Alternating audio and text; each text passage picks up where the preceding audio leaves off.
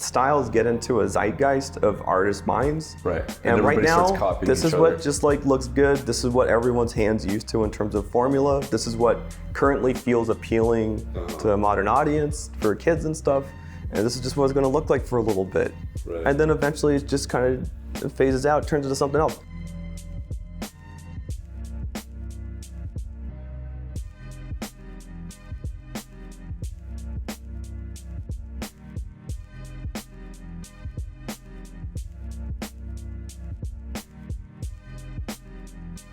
Hey everybody, welcome to another episode of Shot Talk. This week we have the esteemed Jeremy Polgar. Yes. Jeremy, thanks for being on the show. Hey man, thanks for having me. Yeah, I'm excited because we've been having a lot of 3D guys, I was just telling you, and now we're sort of tapping into the Titmouse crowd, which is really cool because yeah, you guys are oozing with style and everything. So thanks for being on, man. Of course, yeah. Yeah.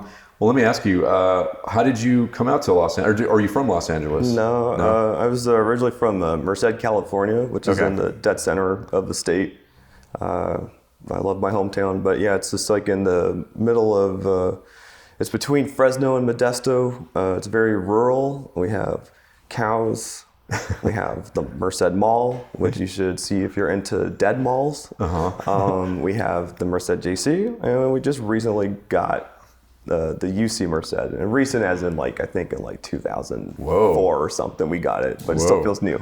So so I'm guessing the cows inspired you to become a 2D animator back in your hometown, or? Not really, but I like the cows, but I think if we're going down that route, I was definitely inspired by literally the TV show called Movie Magic. When I was a kid, I loved watching this thing called Movie Magic, where you get to see all those special effects dudes making animatronics and really cool puppets and stuff. Oh man, I remember the show. They showed, I think the behind the scenes of T2 was one of the episodes I remember. Yeah. Oh yeah, they would definitely have that. Yeah, and that stuff just blew me away. I love that. It's okay, I want to do that. I want to do that.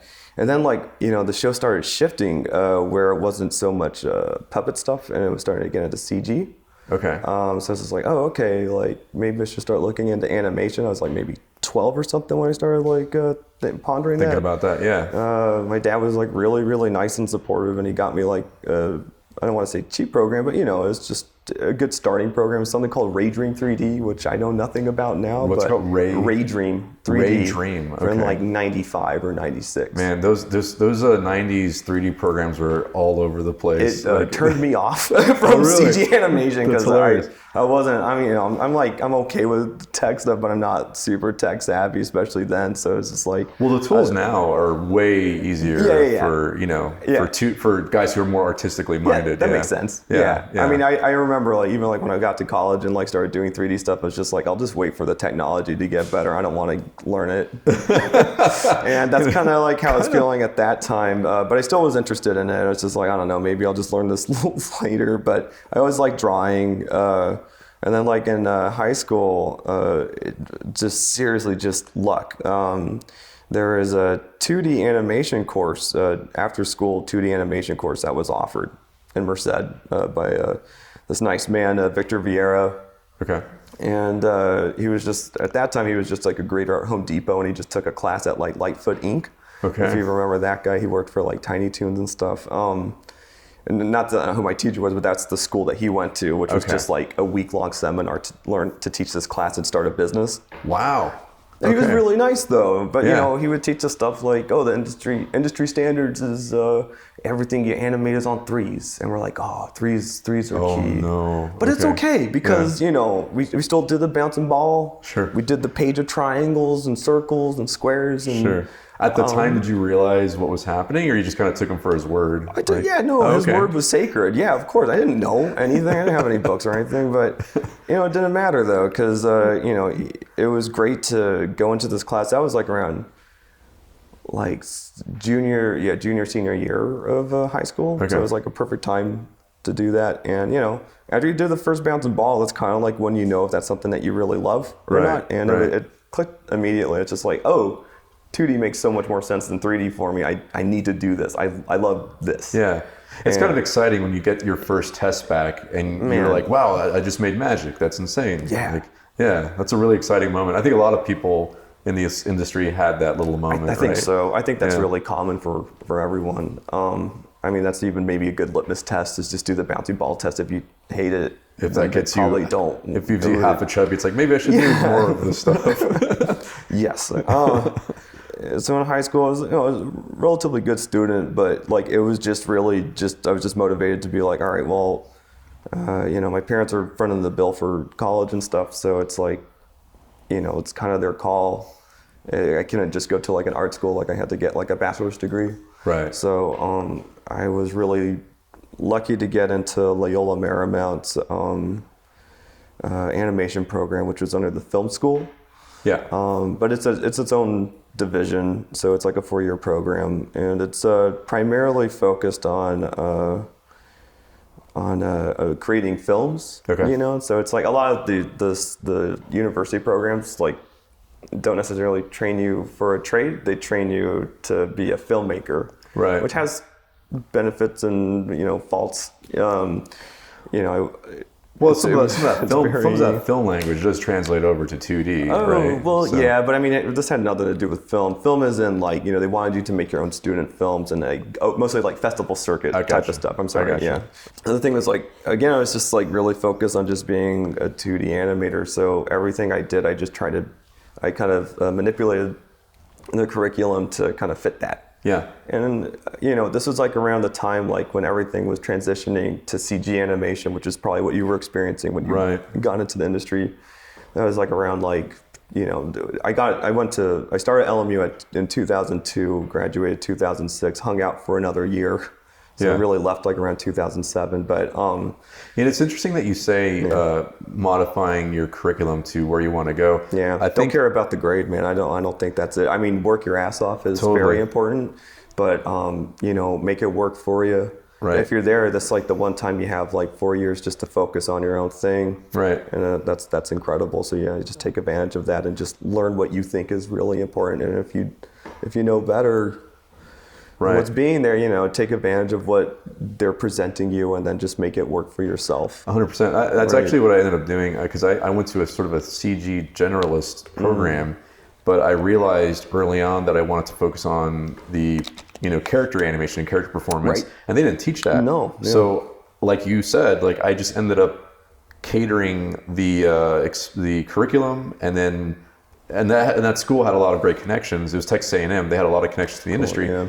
So, so if they ever sent over an animator, which is again not what we specialize in, but I was like, oh, I'm gonna say hi to this person because this is an opportunity to sort of hopefully get me to where I want to go. So I think a lot of people are not proactive with their education. Yeah. And so it's good to sort of be aware of that. And it's hard, I guess, if you don't know what you want to do. But it is. Yeah, definitely. Yeah. I mean, I've also saw like a few kids that didn't quite understand their focus, but they figured it out like later when they started working professionally. But yeah, it's great if you can. The earlier the better. I think I was also lucky in realizing that pretty early on.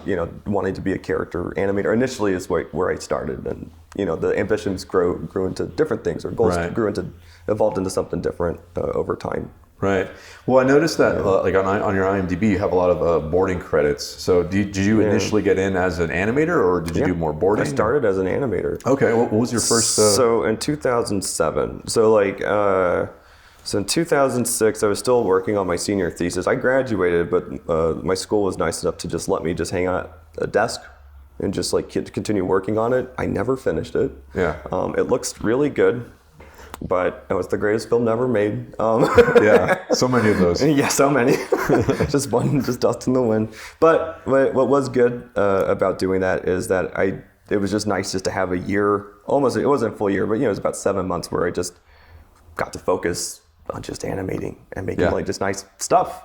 And so I ended up with like a really nice student animation reel that I think definitely helped boost me a little bit higher than other people around that time. Yeah. Because I think a lot of people were shy about pursuing 2D as a career. Because it wasn't trending at all. And honestly, the reason why I chose 2D at that time, I was just like, this might be my last chance to do it before I do CG or if I get into boards or something. So I was just like, all right, well, here it is. This might be it. Yeah. So it was like writing my goodbye letter, and then I had no idea that I had like another 7 years ahead of me of just animating. So wow. My first and by the way, I got to give my parents credit again too, you know, just so people understand that like you know, this isn't, you know, it is based on my merit, but it's also based on like being fortunate to have certain resources and encouragement too, you know. Right. You know, they were the ones that allowed me to have like $1,000 allowance like each month just to pay rent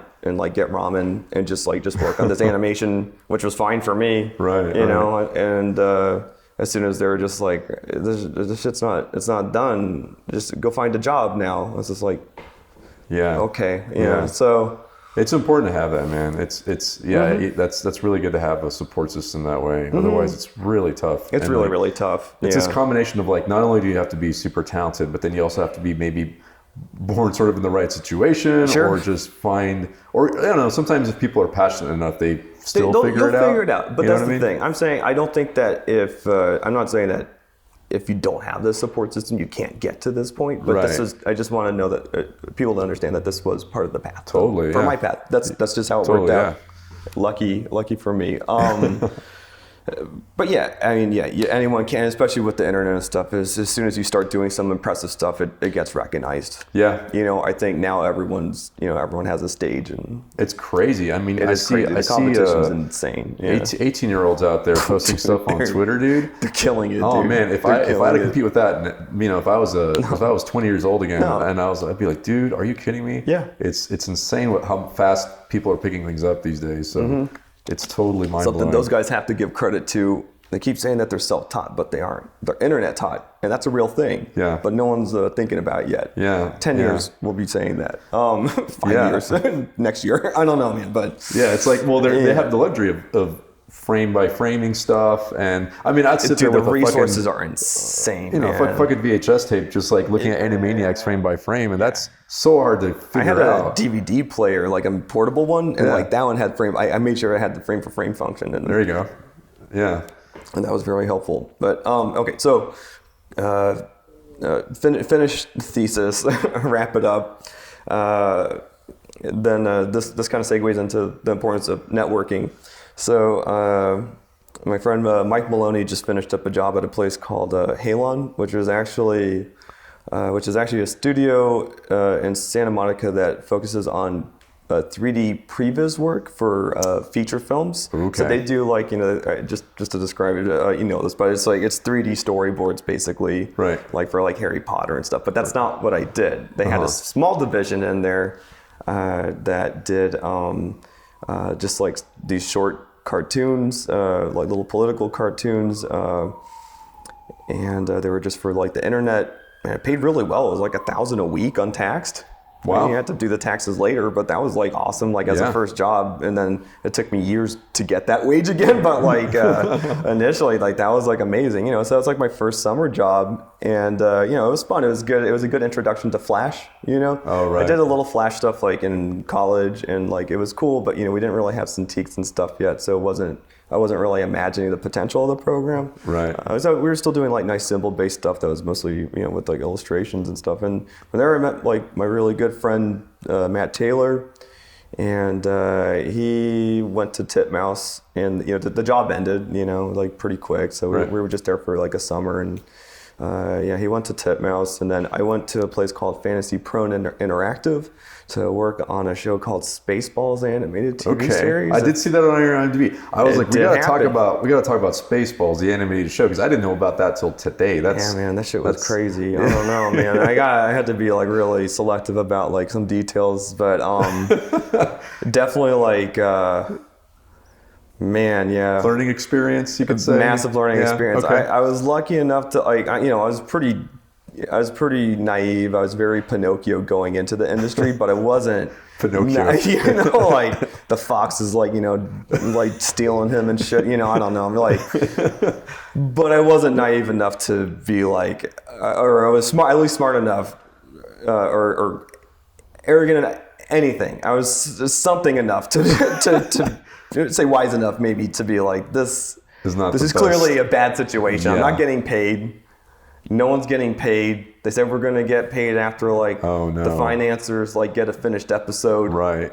Everybody's going to get a cut and run once it's done. Yeah. And like, they were late on like paying us, and like it was like in Beverly Hills, so we kept getting like parking tickets. And it sucks to drive to Beverly Hills. Yeah, as it is. And it's like, that's so weird. I've never even... It's stupid. I never even conceived the idea of an animation studio in Beverly Hills is like the funniest thing. It's just like rented out in some office space, and there was like some like producer that was like in his own office that was completely separate from ours, Yeah. And like he had like a secretary that was like really sassy.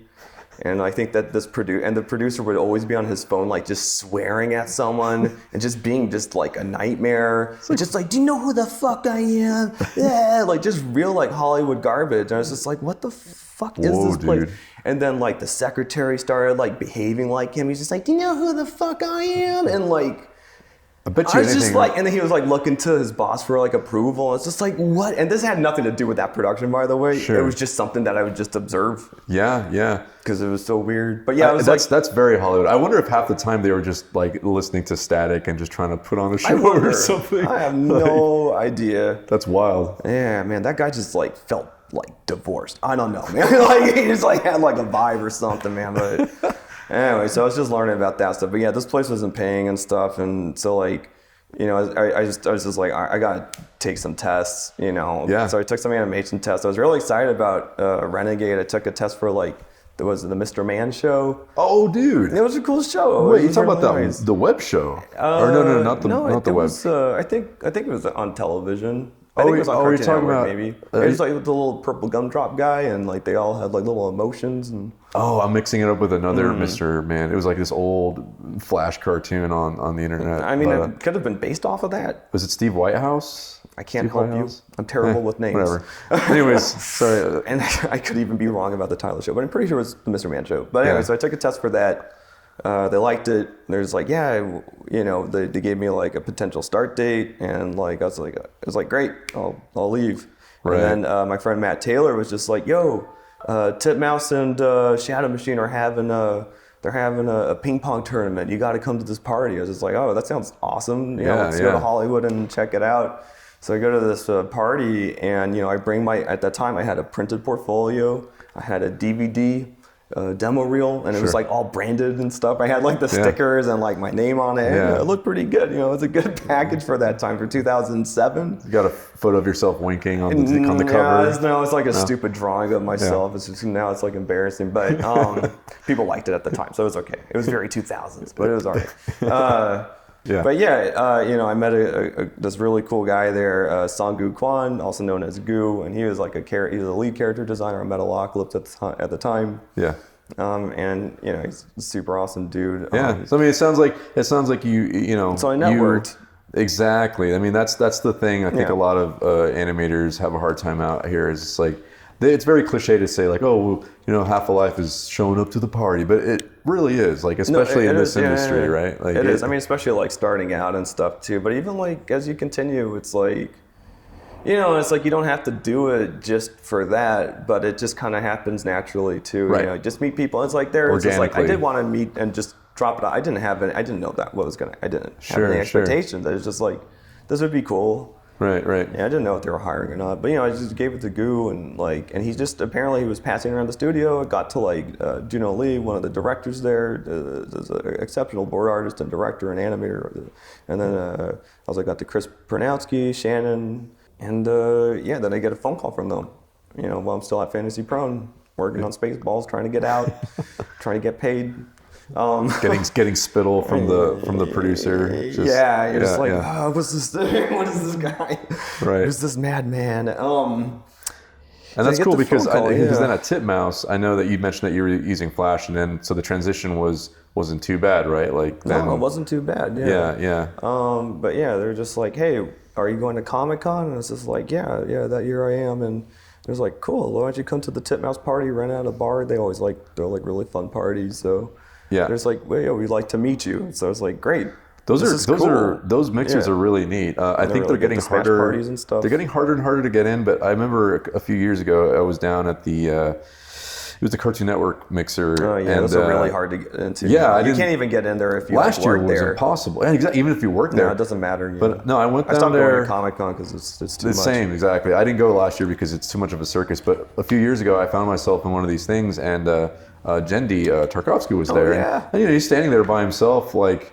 I'm thinking like, why is he swamped with people? So I just go make my way, and I have a perfectly nice conversation with the guy, and he's really cool. And he's really cool. And but yeah, you run into some crazy people if you just. I'll go to that party. Why not? Let's see who's around. You don't know. You know who people know? It's Samurai Jack himself. You know what I mean? Like, so that's cool, man. Yeah. So then was it Motorcity that you jumped on? No, this is still in 2007. Okay. This is still the pure origin story. So the interview goes well, or the meet and greet goes well, and then I had to put in my notice at Fantasy Prone, and the producer there was just like, "Yo, is there anything we can do? Like, how much would it cost? Like, I know you're gonna leave, but how much would it cost to keep you here?" I said, $5,000 a week. Yeah. I just said that. And he was just like, well, we can't afford that. And I was just like, yep, so I gotta go. I was 23, man. That's super bold. I wouldn't pull that shit now. Sure. That's super funny, though. I just didn't give a fuck about that place, though. I liked a lot of the people that I was working with, but, it's just like... Imagine it was just crazy, dude, though. If they had matched you, though, what would you have done? I would have hung out for 2 weeks and left with $10,000. Duh. I'm not gonna fucking stay. I would have scammed them. I don't know, man. 4 weeks is $20,000. I was young. I didn't care about that stuff. To get 20, get 10. Okay, maybe for a month, but to get $20,000 in a month at that age, that would be most of what I was making at that time. I was getting $30K a year. Right. That would have been a steal. Would have, Sure. So So I put a price on it, but yeah, it didn't work. That's fine. And then so I go to Titmouse, and Titmouse they immediately give me this really awesome project. It's this little TV bumper for, it was Fuel TV, and it was just this little surfer dude. It was fun, man. I got 3 weeks to animate 30 seconds or something of animation. Okay. It was really reasonable, you know, and make it look really nice and stuff. And I was just like, wow, that was great. I was able to pace it and stuff. It was good. And then after that job finished, it was just like, well, it gets them back on the road. And they're just like, hey, here's your next assignment. It's just like, oh, hey, man, crazy. Okay. Yeah. And then that didn't go as smooth, because then they were just like, can you do 2 minutes of crazy animation in 2 weeks by yourself? And I was just like, oh no. And I still had a student brain, so I was just doing all-nighters and this and that and killing myself over this thing, and it just wasn't sustainable. There comes a point when you no longer are gonna do all-nighter. You just can't. But it's you just actually can't. I mean, once in a while, if you need to, you have to know why you're doing it, right? And you have to plan it, right? Basically. But yeah, at that time I was just really frivolous with my energy and stuff. I was just and I still was a little late, and they're just like, why are you late? I was just like, I don't know, this is crazy. And then there's this amazing animator, Allison Craig, that was in the same room with me, and she was doing her spot, she was leaving at 6 p.m. and her shit looked really good, and it wasn't just a machine, but she knew how to do it efficiently and make it look like $1 million. So I started idolizing her her animation style and process. So I started to kind of learn how to do mixed puppet traditional. Oh, okay. Because so you're trying to do a new drawing every frame kind of thing? Yeah, it's being way too. I just wasn't being smart about it. Right. Well, that's stuff that's cool that she rubbed off that way. Yeah. Yeah. I mean, that's how you have to survive. Right. I mean, especially if you're using Flash, take advantage of it, especially since it's a difficult program to kind of draw in still. It's weird. Yeah, it's funky. I mean, Animate's it battles a little bit better, but it's still a thing you have to wrangle for sure. Yeah, it's if you do a slow drawing, it's the line is this, and it's just yeah. It's like a rope breaking or something. It's why? Right. Why you had happening? Alzheimer's or something. It's super mean, Yeah. Anyway, so that was kind of the transition in there, and then I was on this thing called it was the A-Team, where we took special projects. I was doing Guitar Heroes for 3 years or 2 years or something, and then they killed the A-Team, and then they just threw everyone onto one of their big production, which was Black Panther. Oh yeah. That was fantastic. It was by really the way. cool. Yeah, it looked really good. Yeah, it was based off the John Romita Jr. version of it. For BET. The crew from that, it had, because that show kind of had a similar vibe that Boondocks had, right? And I'm guessing. Yeah, they. I'm trying to think like who was on there that may have been. I don't know. Oh, I'm sorry. No. I was thinking Black Dynamite. Black Dynamite. Yeah, that came later too. Yeah, and that had Carl Jones though, and Carl Jones came from Boondocks. Right. As well as I think Brian Ash also came from Boondocks too. But yeah, Black Brian Panther Ash was the actual creator of Black Dynamite, like the film itself. If I'm not mistaken, I'm got you. right though. Yeah. So yeah, but those guys work great together. They're brilliant. Right. Yeah, it's funny because 2010 was the original Black Panther cartoon, and then 8 years later, like it's super like mainstream, mega hit. Yeah. I was excited for the film. It was okay. Yeah, it was cool. I liked it. Yeah, it's Marvel. Yeah. Yeah, it's always a pretty decent, decent really movie cool. at least. And it's just like, oh, okay. And it was like, okay, cool. And then the last fight sequence, I'm like, this is really, it's like, what happened? I was just like, I just saw Blade Runner and it looked like photorealistic. And you guys went back to PlayStation graphics. Right. I know everyone worked really hard, but I'm just like, oh, it's just funny. Yeah. And Marvel's also done really amazing CG too, so it's kind of funny to see. It's a little weird, right? Yeah. I don't want to diss anyone because everyone's working real. I mean, VFX works like fucking hard, man. And they have it. That's a rough industry, man. I had a friend who was an effects artist at DreamWorks, and I did not envy her because all it is just rerunning a simulation over and over and over again, re-render. Right. And it's just they're never happy till they get it exactly how they want it, and it's a pretty thankless job because then at the end of the day you've just made like a fart cloud or something, or at least just like the perfect fart cloud for a Shrek joke or something. Yeah. And then it's like, man, that's rough because it's a lot of time, a lot of noodling, and just tweaking little things till it comes out to that right viscosity or that right, like, you know what I mean? That translucency that you're looking for. Yeah. Like animation's tedious, but those effects animators, the 3D ones, oh my God. I didn't even know. That's a whole other thing. Just trial and error. Yeah. I mean, not even error. It's trial and picking, I guess. Yeah. And they want to see 100 million versions before they pick one. Yeah, that's feature, man. I'm like, I mean, feature, but I'm not attracted to the feature style. Like, I kind of prefer just working in the TV style. Like, it's got to get done. Right. First pass, it's about right. You just keep going, and it's good enough. It's usually, like, I think even with feature, I think they probably end up going back to something that was similar to the first pass. Is my guess. I never could be wrong though. Well, yeah. I mean, sometimes. I mean, definitely with storyboarding, that's very different. But with animation, I don't know. I have no idea what that's like. I knew Borders, and I think because I've done boarding for television, but if I ever did it for feature, it seems like they have a little more time and sort of room to explore. Yeah. But like, I guess, that is sort of the double-edged sword, because then sometimes you'll redo something a million times. Exactly. But so it's like, the grass is always greener, I guess, depending where you are. But I'm okay with this grass. I don't know, man. It looked tempting for a while, but now, like, the more I started to hear about it, I was just like, that sounds kind of like a nightmare. Yeah. I don't know. So I couldn't do it. You personally like just getting it working, and then check mark, and then it looks on cool. to what. Wow, that looks cool. Right.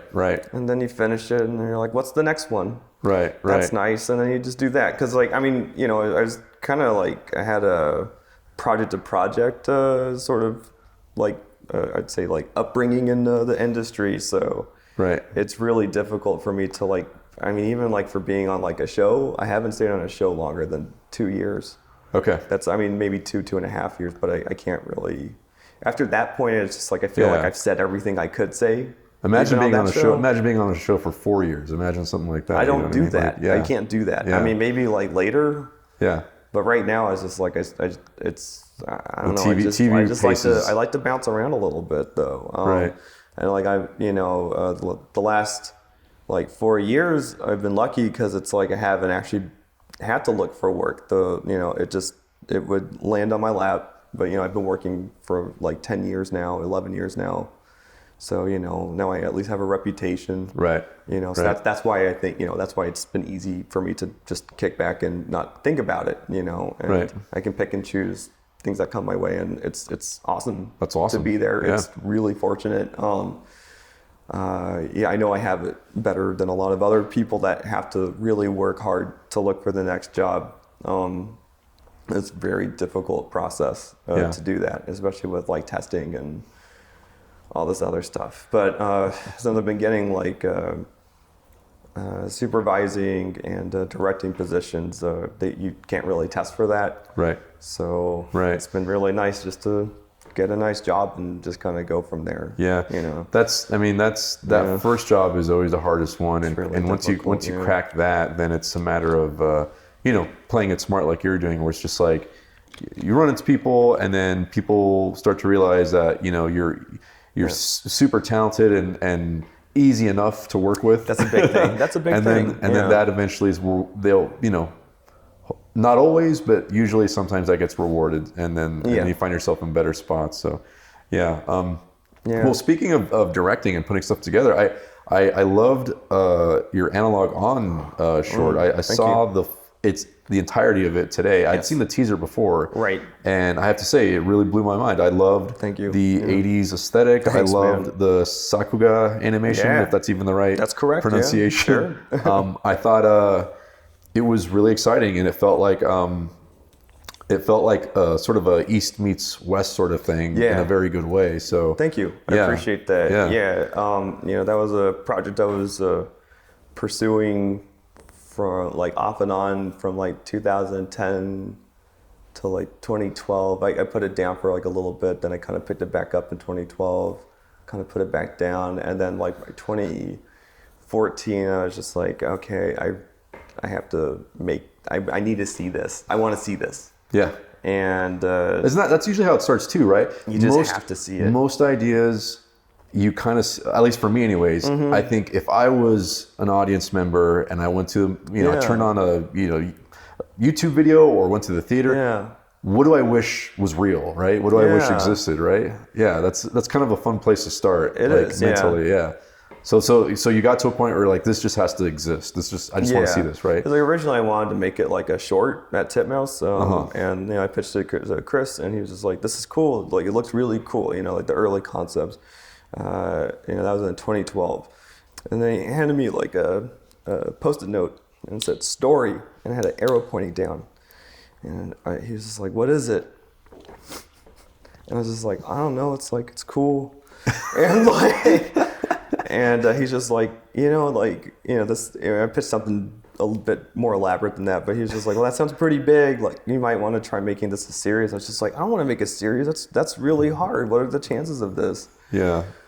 But once like someone puts it in your head, like, you're just like, well, I guess I'll just try that. So that kind of sent me on a different route too. So like I was working on Turbo Fast, the animated series at that time, and I wasn't very excited about it because we just wrapped up Motorcity, and then we got Mike Chilton, the snail. Mike Chilton was the main character from Motorcity. Oh, sorry, we got the same voice actor to do the snail's voice in Turbo. Sorry, I just realized you're talking about the snail cartoon. Yeah, the snail cartoon, racing snails. Yeah. Not really my thing. It looked amazing. The crew did amazing. The artwork's exceptional. Awesome, yeah. It's fucking cool. It looks fucking cool. But like when I go back to like, I was just like, all right, cool. Oh, it's on Netflix. Let's watch this. And like I couldn't even finish the pilot. Right. Not that it was bad. It's just like it's just for babies. Right. And I don't like making content for babies. I like children's okay. Can I share with you a funny story about that particular? I didn't work on Turbo, but I was on campus when the feature was being worked on. Really. And dude, I walked around the studio, just sort of had a little bit of time, and I found myself going into a room where there was clearly development executives were there, and they had a whiteboard out. And this is like early on before they even started developing the movie, and they had a whiteboard that said things that little boys think are cool, and they had like bugs, race cars, and all this stuff. And I thought it was a lottery idea. Yeah, it was like this weird paint by numbers. Like if we take race car toys and bugs, because bugs are cool, and we smash them together, we will find success. And so just to say, I could be wrong, but that to me was like, that was probably the beginning of that whole process. It could have been. I mean, I also heard that it was developed by like an actual, just an artist that was there is what I was. I heard that as well. But I don't know if maybe he was part of that process and maybe they could have asked him for bugs in cars. But I don't know. We don't know. I'm going to drop the subject because pure speculation. We don't know what we're talking about. Totally speculating. Yeah. Could be wrong. Totally. Anyways, it's fine. It just wasn't for me. Wasn't for me either. Yeah, I know. That was the point where it's just like I gotta pursue myself. Sure. And that's when I was just like, all right, well, I'm gonna do my job. Right. I want to do a good job, but I want to also go home and I want to work on my own stuff, and I also need to work on my life. Yeah. Because it's just been a blur. It's been a blur for many years. Just focusing on work and everything. Focusing on work, and there's a whole bunch of other stuff that I was dealing with at the time too. But like, it was just important for me to kind of like flip it on its head. Yeah. And pursue doing that stuff. So analog was kind of the first step in that direction. And so 2014, I was starting to work on Teen Titans Go. My friend Noel Belknap helped me get a job on that show after I took a test, and just worked out. And the test is just the animation test, just regular? It's no, it's a storyboard. I mean, it was my storyboard job. Okay. Yeah, that was my first storyboard job. So, so it's like you kind of build like your own like Flash animatic with audio and stuff. Cool. I think that they just hired me because I was a good animator, honestly, because the test is pretty bad. Yeah. So it was nice of them. But it was good. It was a good show to start on. But yeah, but it's just like, all right, cool. Like that mentality, I was just like, oh, I'm not a Titmouse, so I have all this time.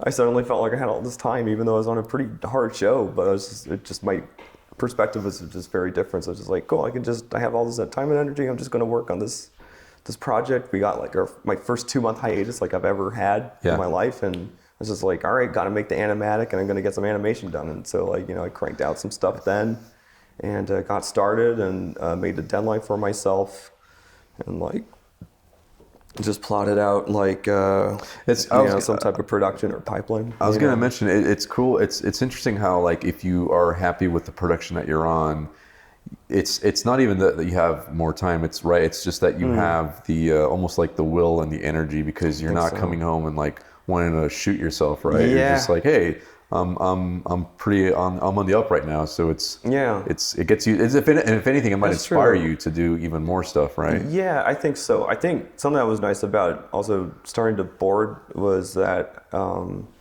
I wasn't giving enough credit to the board artists to when I was an animator, because the boards we got at Titmouse, so they were very good. They were typically like really rough, so it's just like, oh, this doesn't look that crazy. And then like when I started boarding, I was just like, oh, it's the first idea. I was really dumb, and I didn't comprehend that initially until I started doing it. And, you start to flex a different part of your brain, and you have to do so many unique poses versus like, I still feel like storyboarding is almost more drawings than animating to some degree. I mean, I think in the sense that like, it's definitely like more unique poses that you're cranking out versus just several poses that are, fall within certain keyframes or breakdowns, Right. I don't know. It's just a really different mentality about how to go about drawing, and there's a lot more economy involved, and like you just have to just really rush and get like, like over 100 drawings done a day or something, and in animation it can actually be less because, you're doing tight drawings, for less footage, you're doing a minute and a At Titmouse, we were doing like a minute and a half in about 5 weeks, and we do like our own like in-betweens and all that stuff. It just get it ready to get sent to cleanup. Yeah. It's like for Motorcity. All the productions you've done have been stateside. Like you haven't been in a production where they sent stuff overseas or anything? Or? Well, now, I mean, OKKO. Okay. That was my first Korean shipping show, and now I'm on Thundercats, and that's also a Korean shipping show. Just curious, OKKO. Now, is that something that because I've seen like Studio Yada helped with some of that, but they did shorts. They did shorts of it. Okay, and then otherwise there's a regular television show that's produced by it's Sunman and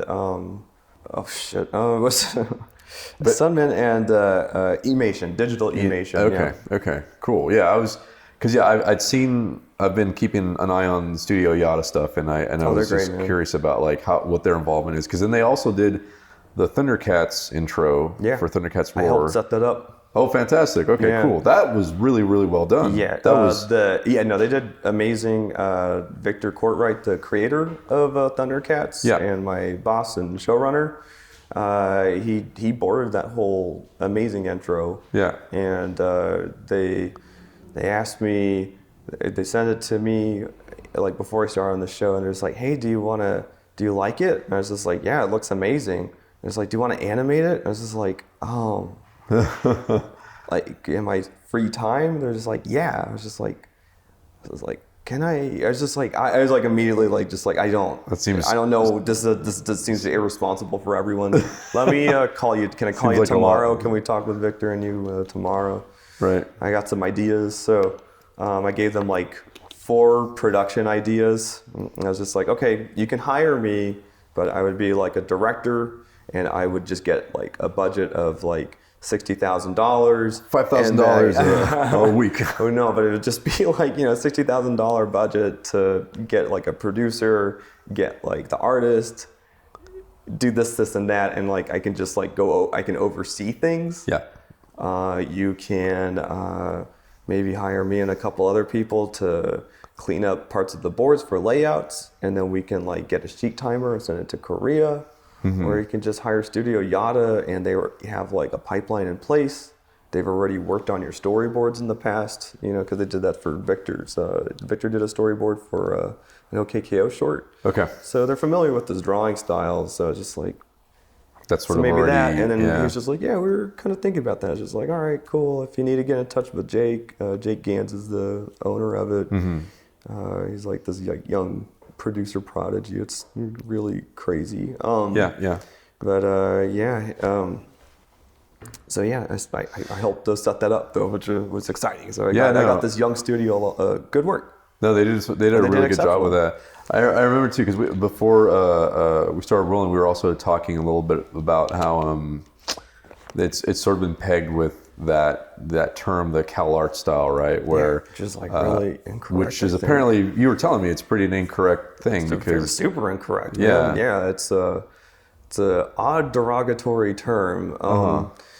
Yeah, I mean, like most of these shows that are getting labeled with this title are mostly created by people that were from SVA. Okay. And just other schools, like most. So of it should be SVA style. I mean, I wouldn't even call it that either, because like OKKO looks very different from Steven Universe. I think that there's like some parallels, but I just think that like if you like look at like stuff like UPA, UPA style, how long did that last? Like 10 years, 5 years, Right. It's just like it gets like styles get into a zeitgeist of artists' minds. Right. And everybody starts copying each other. This is what just like looks good. This is what everyone's hands used to in terms of formula. This is what currently feels appealing to a modern audience for kids and stuff. And this is just what it's going to look like for a little bit. Right. And then eventually it just kind of phases out, turns into something else. Like think about like how long like stuff, like Bruce Timm style. Right. Like for action cartoons, that like things like look like, and it looks good. Yeah. But you can still get tired of it from it just being overproduced. I think that's probably part of the sentiment that the internet is feeling, is that it's style fatigue. It's style fatigue, right? I understand that. Yeah. I'm not gonna. I can't bash that. I'm just saying it's just like it's gonna shift at some point. Right. Right. There's gonna be another. There'll be something else to hate. Don't worry about it. You'll find another reason to complain. You'll find something else. Yeah, don't worry. We're this industry is really good at like making things for people to complain about, and like we'll just continue doing that. Can guarantee that. Guarantee it without trying. Right. Well, for you, what do you see yourself doing more of down the line? Like, do you want to keep doing animation? You want to do kind of shift more into, like you're saying, you're doing a little bit of directing now? Like, what kind of stuff? Well, yeah, currently directing on the Thundercat series, which has been really fun. It's a really cool show. Some good action like that we're integrating into that one, but it's really funny. Something that I'm still really in pursuit of is being a show creator myself at some point, and I can't get too into that stuff, but there's been lots of routes I've been taking to do that, and there's been lots of projects I've made, and I've pitched around, and I've been kind of just hit with like a lot of the same sentiment, which is just like, wow, this is like a really cool project. We like your style, we like you, but we just can't either afford this or it's you're still you consider a new creator. This is a new IP, and we're risk adverse. Right. So I kind of actually shifted my focus now into making something that's less risk adverse.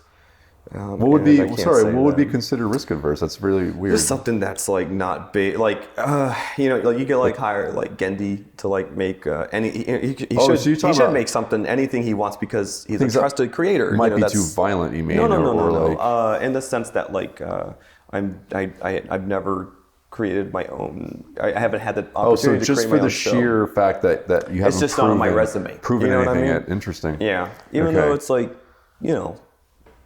So what would be pretty capable so? of it, So then, but, what would be less risk adverse? Just curious. Like for in my case, I think at this point the easiest thing would probably be to find the IP that a studio owns and pursue that. But repackage it to be branded under what I do well. You know, so that's kind of what I'm working on right now. Cool. That's been happening every so often. You see it with Ninja Turtles, you see it with Powerpuff, obviously Thundercats and stuff like that. Yeah. So that's interesting. But yeah, I mean, I think it is also, like you said earlier, where it's good to have that proof of concept like you did with Analog On, because it makes people excited. It gets people really excited. It totally works. So I mean, that's been my ticket to all these like meetings, and without that, like I couldn't have been able to go as far as I have. Like I did have development with like Cartoon Network, like another like cyberpunk show that like I developed with them, but it just stopped at a certain point. That's interesting that the current I guess climate right now is that they're looking for previous IPs, because it feels like there was a time with the cartoons from Cartoon Network where so cool, man. It seemed pretty open to stuff, right? Yeah. So this is what my assessment is right now of that stuff. Like I feel like several times in the past, like you would hear like the advice, and it's true, where they're just like, you never know what they're looking for. If you might because part of it's luck. You really got to wait for your plans to align. Right person, right project, right place, right time, all that stuff, right? Right. But yeah, let's say like everyone's looking for shows about dogs, and you just so happen to have a show about a dog, and then like it's just the dog show that they want, and then somebody making a dog show. In this case, what I found out was just like everyone wants to go back to their old IPs, and but then they also want it to be creator driven though. So we're actually doing an interesting thing where it was something that I think I would have rejected in the past, but now that I see like what's happening with it, and that it's strongly creator-driven content for these. I mean, you look at Thundercats. It's completely totally changed. Different. Yeah, and it holds true to that universe, but it's just rebranded for this era and for what I think like kids are a lot more interested in watching too.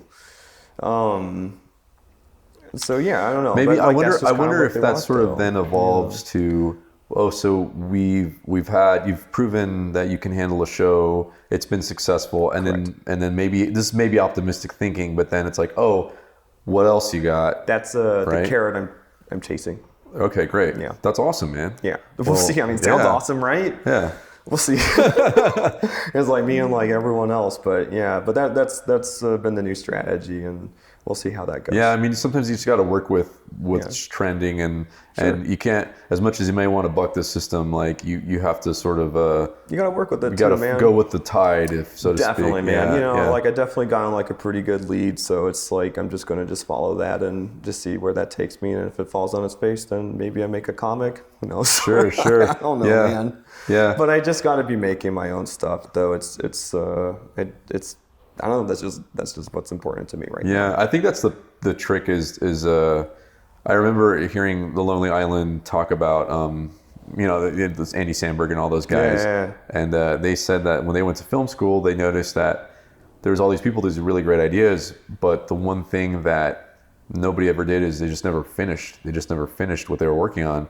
And so they all kind of big. It is. It's huge. You have to finish what you started. And they all told each other, like, if anything, we need to just make sure that we always finish what we started. And you know, for better or for worse, it doesn't matter. Look where these guys are now. Yeah, like they even if they may not even have been the funniest guys at this film school. There might have been guys who were way better than all those guys, but they just had their little principles, right? Their little kept themselves accountable that way, which I thought was cool. So that really stuck with me, you know, in terms of just getting stuff out the door, because then doors so open up and you just never know, right? So it's totally true. Yeah, you open up so many doors when something is just done. Right. It's crazy.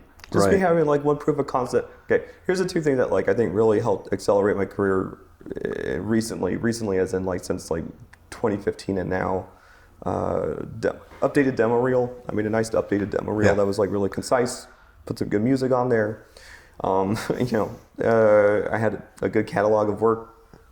You know, it worked. It was a nice I didn't even expect it to get as much viewership as it got, but it was cool. So that helped. That helped me get the OKKO job. That got Ian's attention.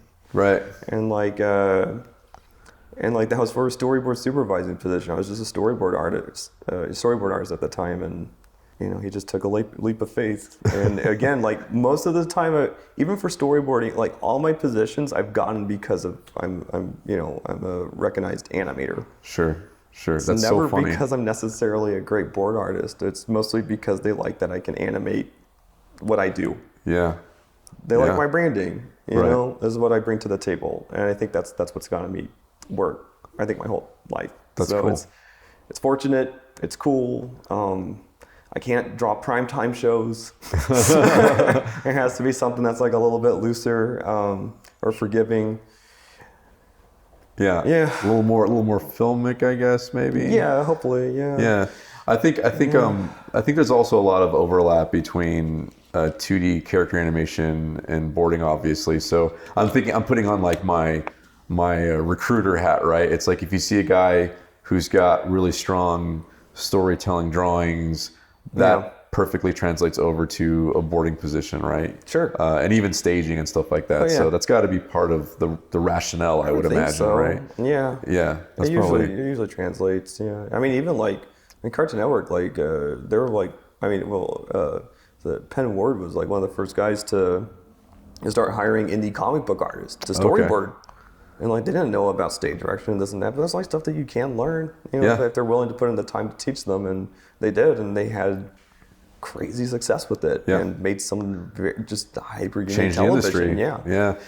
I hear a story about guys like George Miller with the latest Mad Max, where he gets it's an incredible film. But he brings in comic book artists to sort of flesh out a movie. Yeah, they did it without like a script. I think they had a simple outline or something, and then they just boarded it out. I don't know if this is rumor and hearsay, but I heard that they had a traditional screenwriter who they eventually couldn't work with anymore because it just wasn't fitting what he wanted for Mad Max. You can't write that. Yeah, how do you exactly? It's all show, not tell, man. It was all action, like super visual. Yeah, pure, very pure that way. Yeah.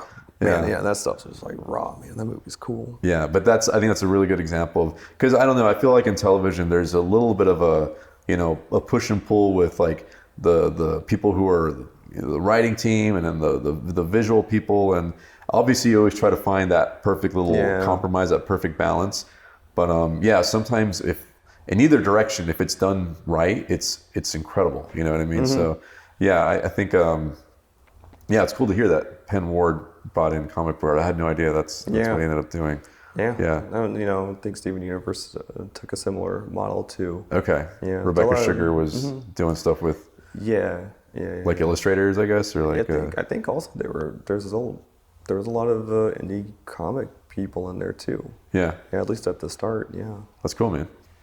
Well, I always like to ask, for you, obviously you did that bouncing ball test, and that sort of opened up your mind to being like, oh, I can do this animation stuff.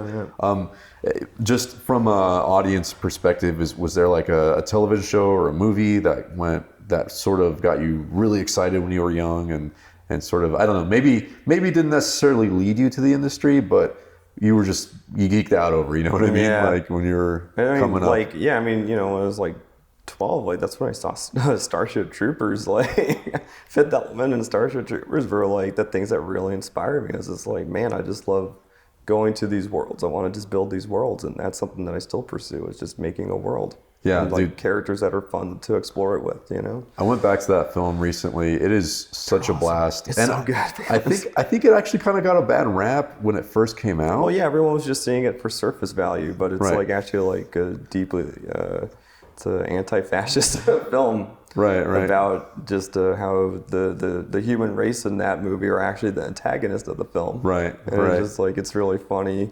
You know what's interesting about that is that was actually a Paul Verhoeven Yes. slant, because the original story was actually pro-military. Yeah, it was very pro-military. So, yeah, and but then he puts what's his flipped name? it on its head. He hated the original themes of it. He put just up what he wanted. Neil Patrick Harris in a Nazi suit. So it's like how more obvious Yeah, no, is I Paul know. Verhoeven being? You know, Yeah, like, and even then though, people still weren't catching it though. Right, They just saw it right. at face value. But same thing with RoboCop too. Right. It's just like this film about warnings of like globalization and like harsh corporation culture and right.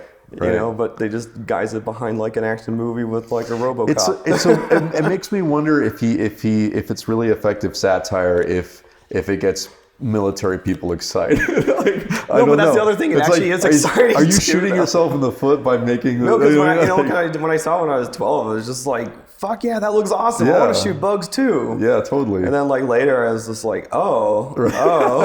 It's like he's afraid. Yeah, so it kind of begs the question, like, well, I don't know.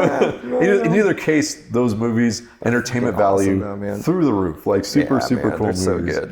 They hold up. Yeah. They hold up hard, man. They look good. I swear, there's so many movies from that decade that it feels like they come out and people sort of snubbed them and thought they weren't very good. But then you go back and you watch like Mouse Hunt, and you're like, that's actually a really neat, different, refreshing movie. But again, at the time, maybe we were spoiled or something, or it's like we actually had some amazing films come out that retrospectively they hold up really well. You know what I mean? So yeah, it's just weird how that works. Well, Jeremy, thanks for being on the show. Appreciate you giving a little window into what you're doing. So wish you the best in your pursuits, man. Thanks, man. And so that'll be it for this week in Shot Talk, and we'll see you guys next time. If you like this episode of Shot Talk and would like to see more episodes in the future, join the Shot Talk Patreon at patreon.com/Shot Talk. You'll get access to private Discord servers, Q&A opportunities for the guests, and more. Also, if you're enjoying these beats, you can follow me at jetsy.bandcamp.com. Thanks, and see you next time.